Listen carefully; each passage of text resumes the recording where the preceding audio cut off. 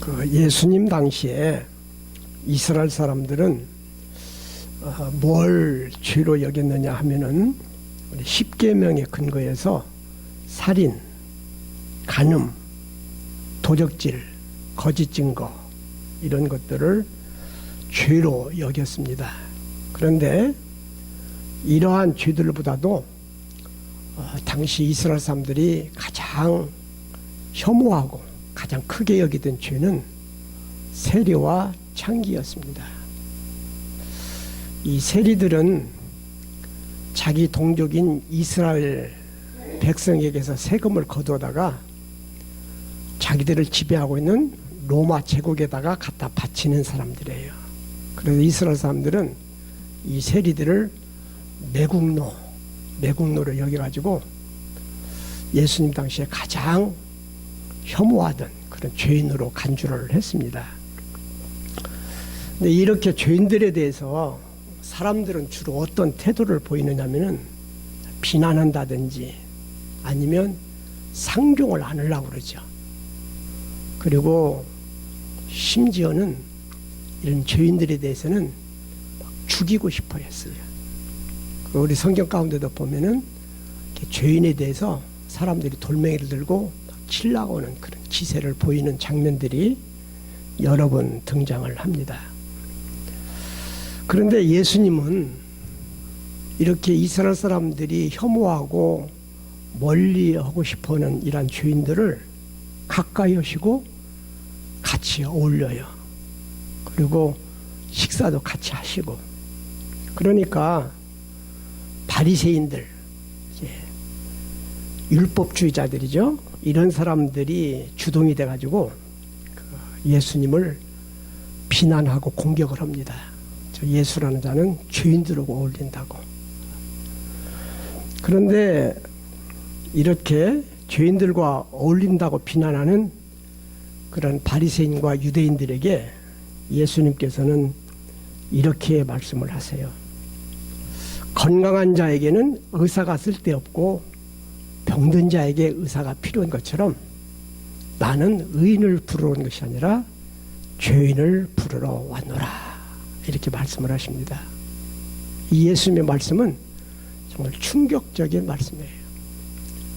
그러면서 우리 예수님은 성경에 보면은 오늘 세리였던 마태, 세관 앞에 앉아있던 마태를 부르셔서 자기의 제자를 삼으세요. 사람들이 막 비난하는데도 불구하고 예수님은 그런 비난은 개의치 아니하시고 마태를 불러서 제자로 삼으십니다. 그리고 누가복음 19장 7절에 보면은 세리장이었던 삭개오, 이 삭개오의 집에 가서 같이 식사를 나누고 같이 잠도 자고 이러면서 삭개오와 어울리셔요. 그리고 요한복음 4장에 보면은 예수님이 수가라는 동네를 지나갈 때에 여인을 하나 만났어요. 근데 그 여자가 얼마나 난잡한 여자인지 남자를 5이나 갈아치면서 살았던 여자래요. 그래서 이 여자가 물길로 우물에 왔는데 정오에 낮 12시에 물길로 왔다고 그래요.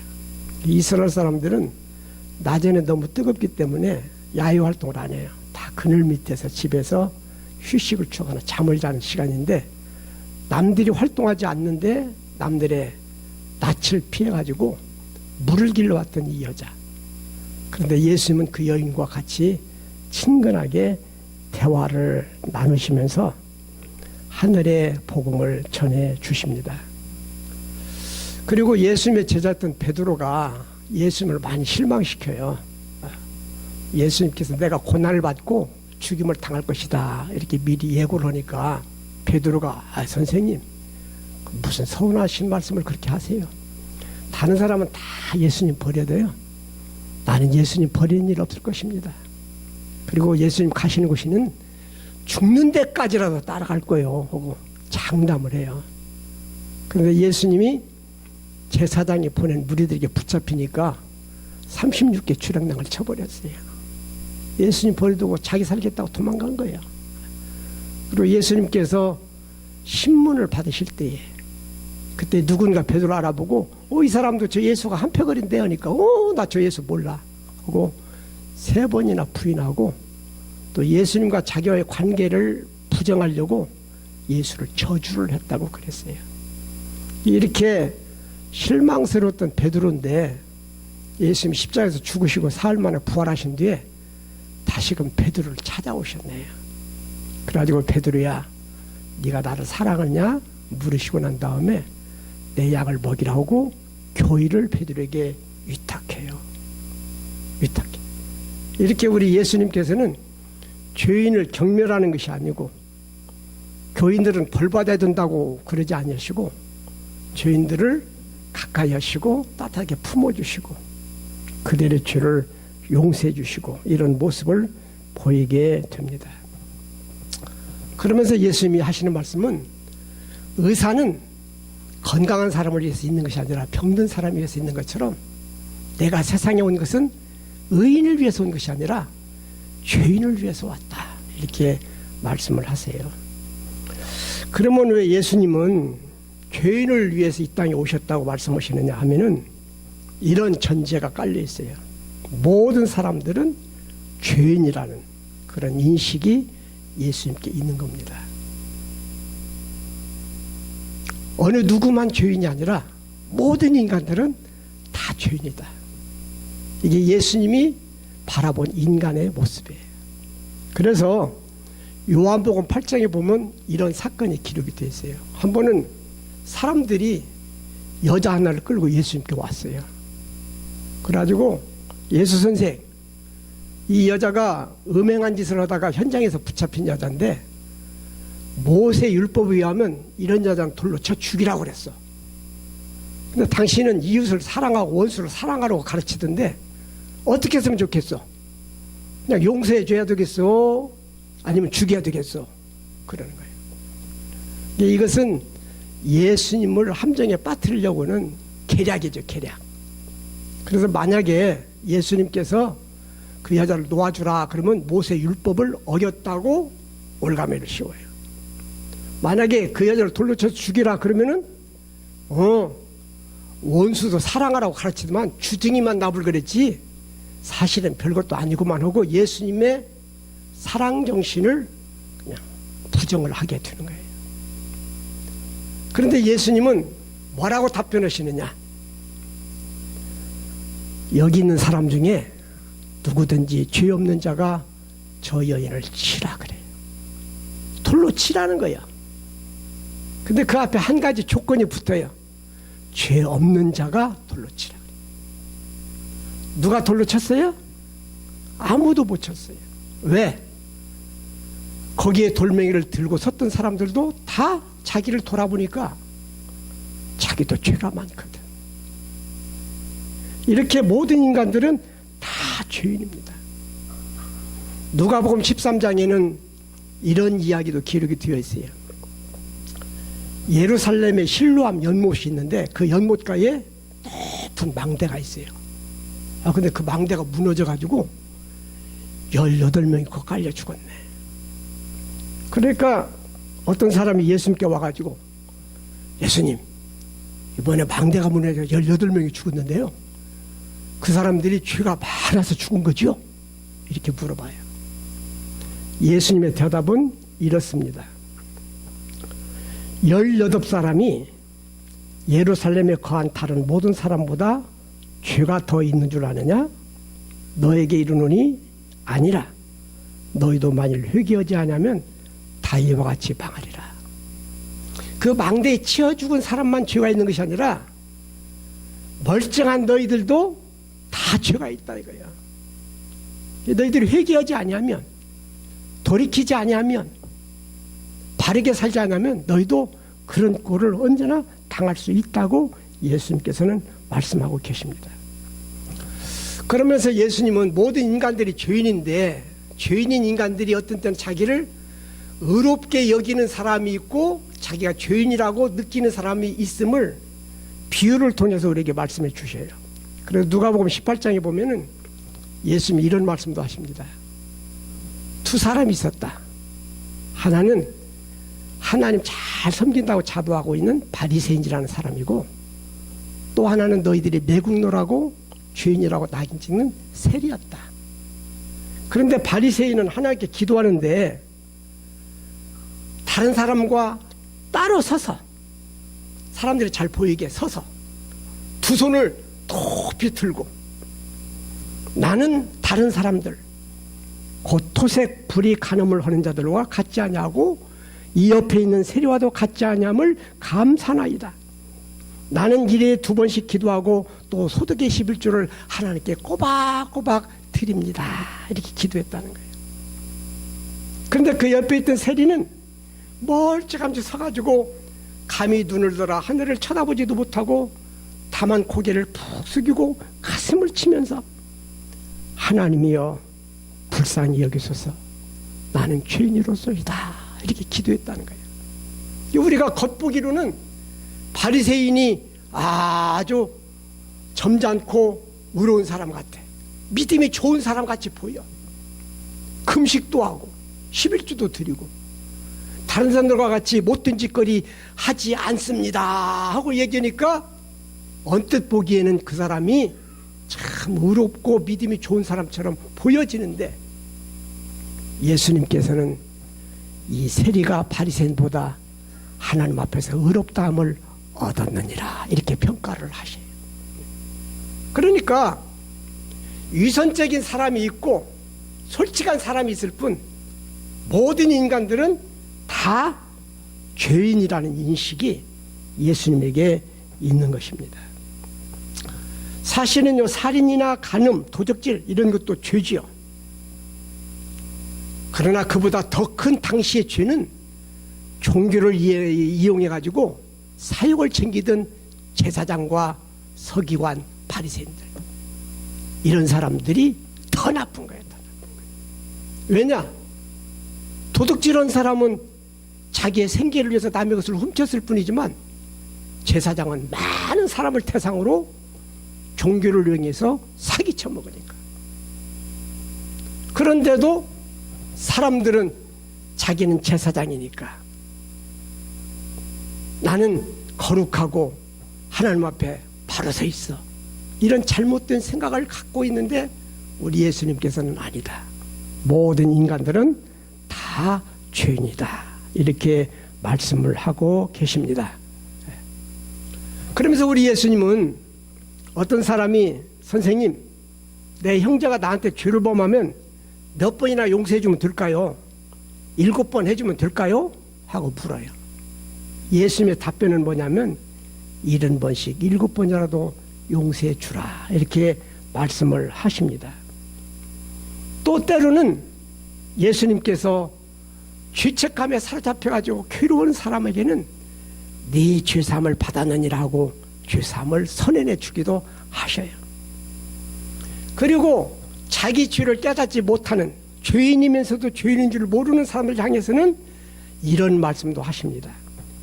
어찌하여 형제의 눈 속에 있는 티는 보고 네 눈 속에 있는 들보는 깨닫지 못하느냐.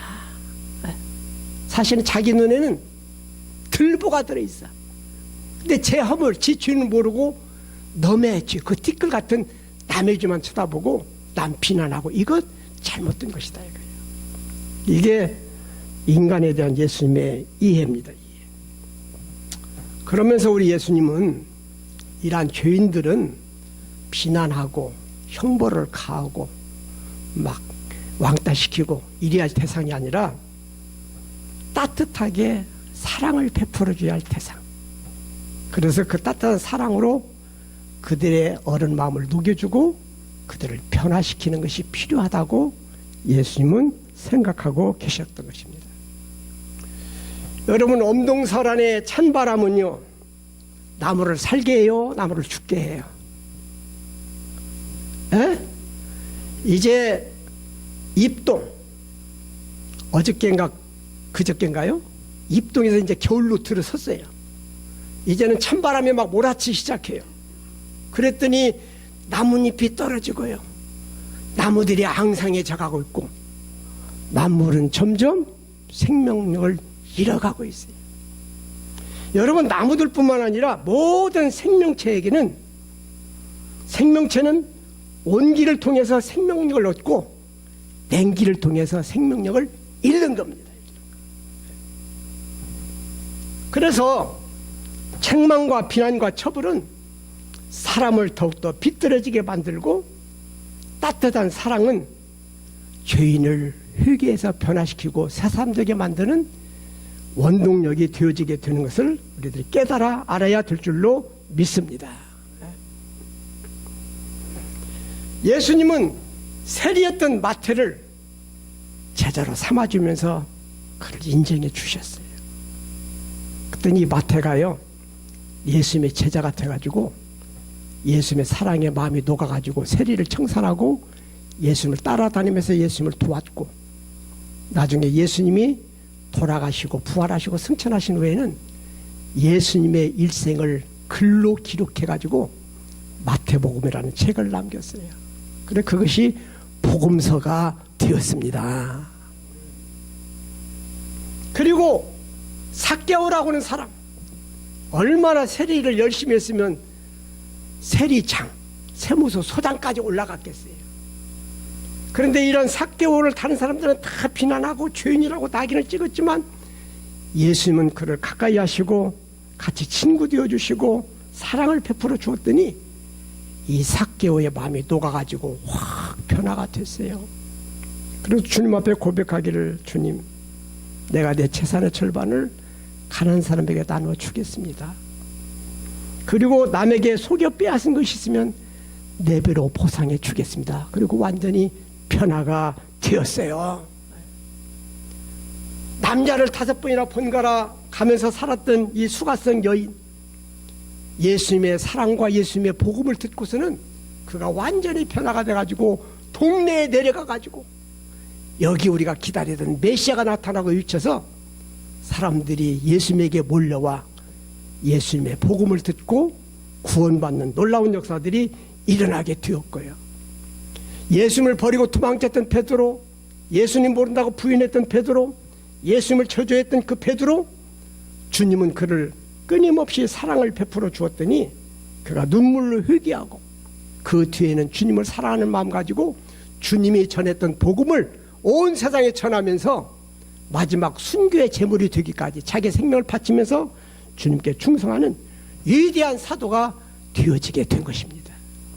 이것이 예수님 사랑의 힘이에요. 바로 예수님은 죄인을 비난하고 형벌을 가는 것이 아니라 죄인에게 필요한 것은 사랑이다. 죽어가는 식물에게 필요한 것은 따뜻한 햇빛이듯이 비뚤어지고 죄 가운데 사는 인간에게 정말 필요한 것은 따뜻한 사랑임을 아시고 그 사랑을 죄인들에게 베풀어 주시게 된 것입니다. 여러분, 그 레미 제라블이라고 하는 소설 읽어보셨어요? 우리 옛날에는 고등학생들에게 필수적으로 읽혀졌던 유명한 명작인데 거기 장발장이라고 하는 주인공이 등장을 합니다. 이 장발장이요, 조카들이 먹을 것이 없어 굶주리니까 빵집에 가가지고 빵을 훔쳤어요. 그래가지고 3년형을 받았어요. 근데 조카들이 굶주리고 있을 생각하니까 깜방에만 있을 수가 없어. 그러다 탈옥을 막 시도를 해가지고 거듭거듭 탈옥하다가 잡히고 탈옥하다가 잡히고 그래서 빵 하나 훔친 것 때문에 18년 동안 감옥살이를 했어요.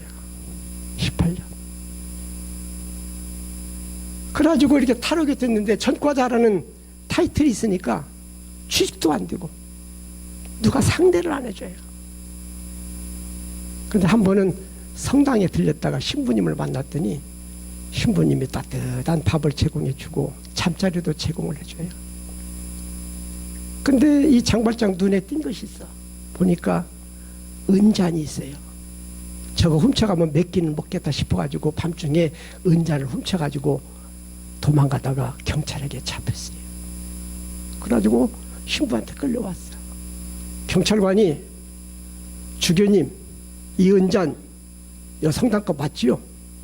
이님이 훔쳐가는 걸 우리가 잡아왔습니다. 그랬더니 그 주교께서 그것은 훔쳐간 것이 아니라 내가 준 것입니다. 아, 내가 이 촛대까지 가져가라고 하는데 왜 이 촛대는 놓고 갔느냐고, 이것까지 가지고 가라고 그래가지고 사랑을 베풀어 주었어요. 그 사랑이 장발장이 감동을 받고 완전히 변화가 돼가지고 그 다음에는 이름을 바꿔서 사업을 해가지고 큰 돈을 벌게 됩니다. 그리고 그것으로 자선 사업하면서 좋은 일을 많이 해가지고 시장까지 되어지고 그렇다는 이야기 줄거리가 이렇게 나와요. 우리 예수님은 죄인 아닌 사람은 없다는 것을 아시고요. 그 죄인들에게는 형벌이 필요한 것이 아니라 사랑이 필요하다는 것을 아셔요. 그래서 그 죄인들을 사랑해 주십니다. 저는 어떤 때 전도 오면은 이런 얘기를 들어요. 목사님, 전 아직 죄가 많아가지고요. 나중에 이제 좀 담배도 끊고 술도 끊고 죄 다 청산하고 난 다음에 교회 나갈게요. 그러셔요. 근데 몰라도 뭘 너무 모르는 거예요.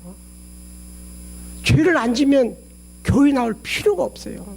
왜 교회 나오냐면은 우리가 죄 짓고 사니까 죄 용서받고 하나님의 은혜를 입어서 구원받으려고 교회 나오는 것이거든. 그리고 우리가 죽을 때까지 죄 안 짓고 살아요? 어림없는 소리요. 교회 다닌다고 죄 안 져요? 여기 교회 다니신 분들 막 10년, 20년씩 다니신 분들은 죄 안 짓고 삽니까? 죄 안 짓고 사는 분들은 앞으로 이렇게 고개를 이렇게 끄덕거리고 나는 교회는 댕겨도 지금도 죄를 짓고 살아오면 옆으로 이렇게 흔들어 봐봐요. 다 절레절레네. 그래요. 다 죄인이죠. 죄인이 교회에 오는 거예요. 의인이 교회에 오는 것이 아니라 사실은 죄가 없으면 죄의 값인 사망도 없으니까 죄에 앉은 사람은 번잡스럽게 예수 믿을 필요가 없어. 그러나 내가 죄인이라고 생각하면 예수님 앞에 나와야 돼요. 그 예수님은 죄인을 위해서 오신 분이시고 우리의 죄를 사하시기 위해서 우리의 죄를 짊어지고 십자가에 달려 내가 당할 고난과 형벌을 대신 받으신 분이에요. 그러면서 사랑의 하나님께서는 내가 보낸 예수를 믿으면 모든 죄를 사해주고 특별 사면을 해주신다는 거예요. 그리고 하나님의 자녀로 삼아주시고 영원한 생명을 안겨주시겠다고 약속을 하신 것입니다. 이 일을 위해서 예수님이 이 세상에 오셨다 이거예요. 그리고 이렇게 사랑을 통해서 죄인 하나가 회개하고 변화가 되어지면 그것은 하늘에 계신 하나님께 가장 큰 기쁨이 되는 일이다. 예수님은 그렇게 말씀하십니다. 그래서 누가복음 15장 7절에서 예수님은 이런 말씀을 하세요. 내가 너에게 말한다. 하늘에서는 죄인 한 사람이 회개하면 크게 기뻐할 것이다. 회개할 필요가 없는 의인 99보다 회개하는 죄인 한 사람 때문에 하나님은 가장 크게 기뻐하실 것이다.